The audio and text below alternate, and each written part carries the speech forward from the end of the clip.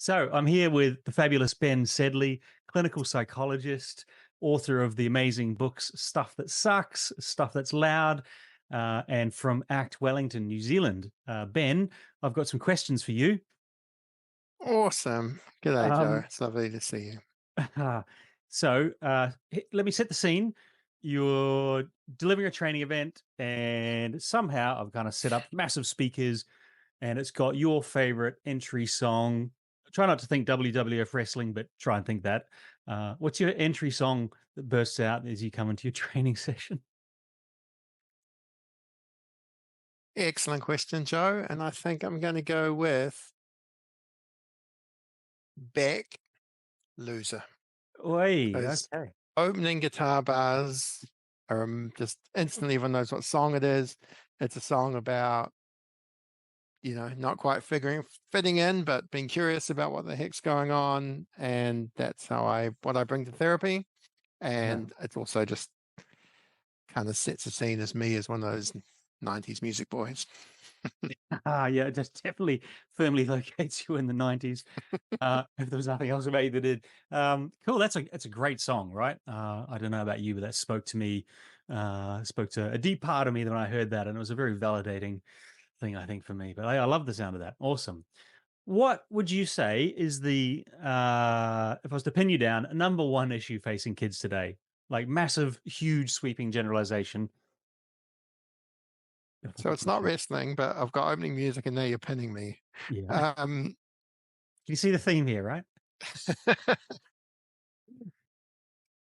Number one issue for kids is noise.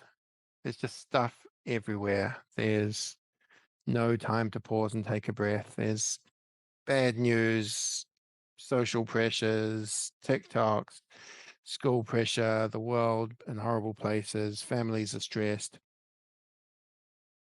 It's just constant noise for these young people and for us Yeah. older young people too. And finding a space that's be able to catch your breath really hard these days. Yeah, that's a nice answer. I also see what you did there. You took my answer of one thing and bundled in a whole bunch of things. Gosh, if only someone had written a book about stuff being really noisy and loud, wouldn't that be cool?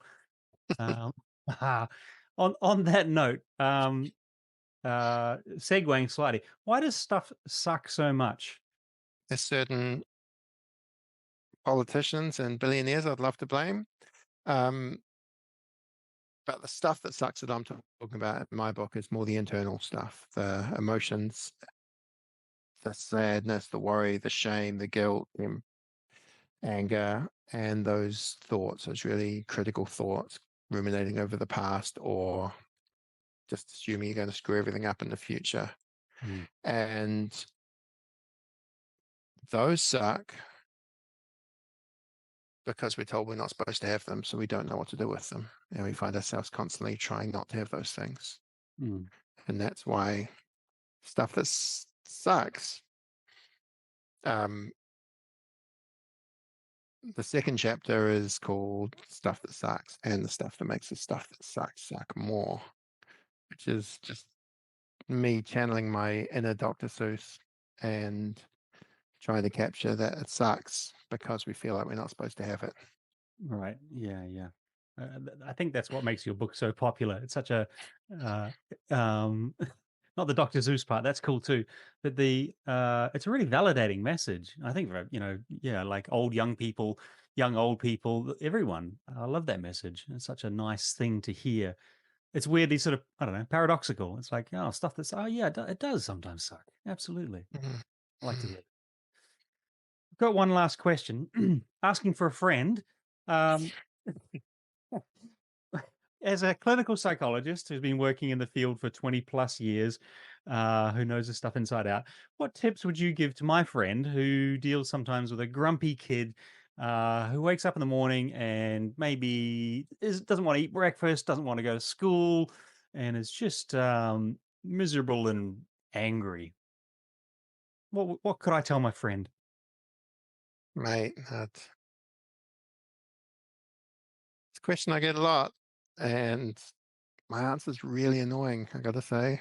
And so your friend might not ask me another question because getting grumpy at your kid or growling at them to get up is probably needed. And it's only going to work if you put in the hard work and other hours in the day, if you've got a good relationship with the kid. Hmm. So spending time with them, taking an interest in them, driving them places so you can hear what's going on in their day or what they're into. You put in those hours. And then when you need to growl at them, get grumpy at them because it's time to get up for school. Mm. Um, one, there's a relationship there, so that matters more. They'll listen to you more. And two, you'll know them more and you'll get a sense of, wait a minute, this is different today. My Hmm. kid normally does get up for school. What's going on today? Mm. Oh, cool. I like that. I think my friend would quite like that answer. Yeah. Those Before, friends need a lot, don't they?